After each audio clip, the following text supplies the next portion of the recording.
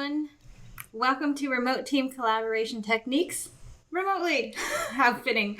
Very excited to have you here. Let's go ahead and jump in. So today I want to basically cover what we're going to talk about so you're prepared.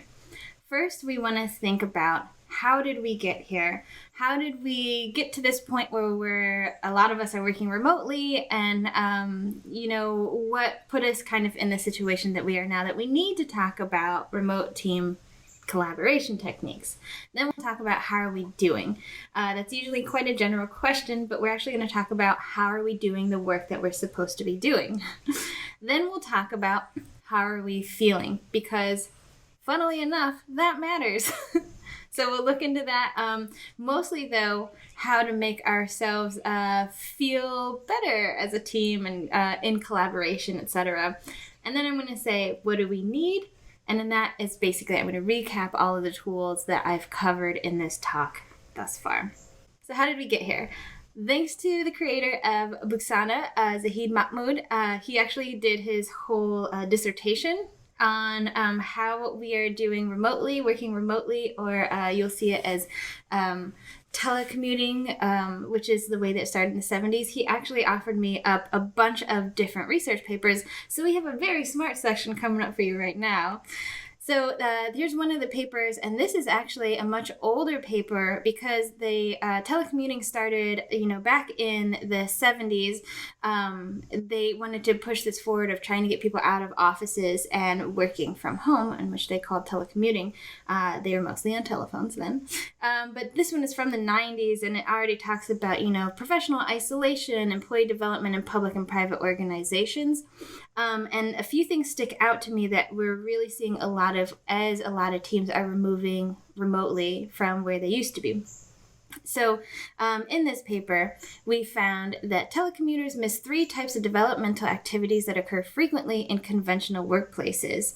And that is interpersonal networking, informal learning, and mentoring. So you may be aware of this now if you or your team has moved from being in office in a location to now being remote, that it's not as easy to network with each other. It's not as easy to just pick up different things as you're walking by somebody's desk and you say, oh, I've never used that tool. I've never used that technology. How are you doing that?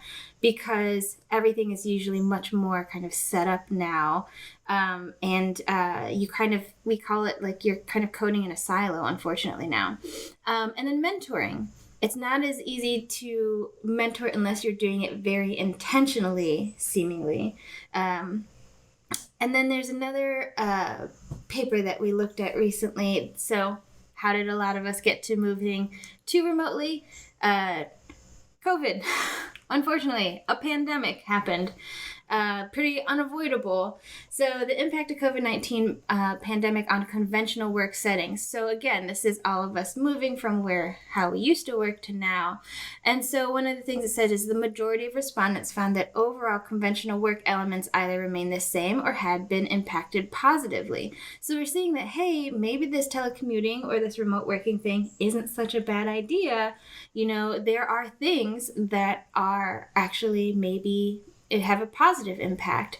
And it said, it is advised that companies re-examine their conventional work policies and expectations so as to better adapt to the new and emerging reality of telework.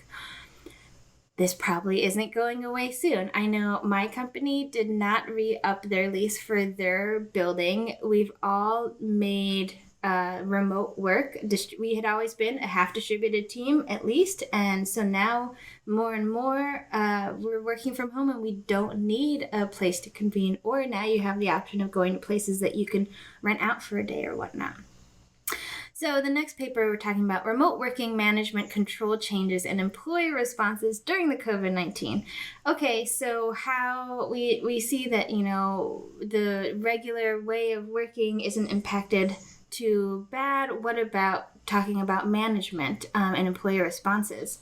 Employees reacted to this by engaging in voluntary visibilizing practices. For instance, by doing overtime. That doesn't sound great. I mean, unless you're getting paid for overtime, which doesn't really happen in our industry, we don't want to be overworking. So we see that increased stress levels among employees, changes to employee autonomy, changed perceptions of hierarchies, and a weakened sense of relatedness with others in the organization, which we could kind of guess might happen if you were already saying that, the networking is weakened, the mentoring is weakened, those things of just walking around the office, grabbing lunch with people, that's not happening. The very last thing we got really drilled into it, a deep dive into the impact of COVID-19 on software development. So these are things that kind of give us a positive outlook on how remote working is good. In general, working from home during pandemic period does not impact code contribution. Observation 5, overall productivity and task completion time did not decrease during the pandemic period compared to the usual time. So when do issues get closed? When do PRs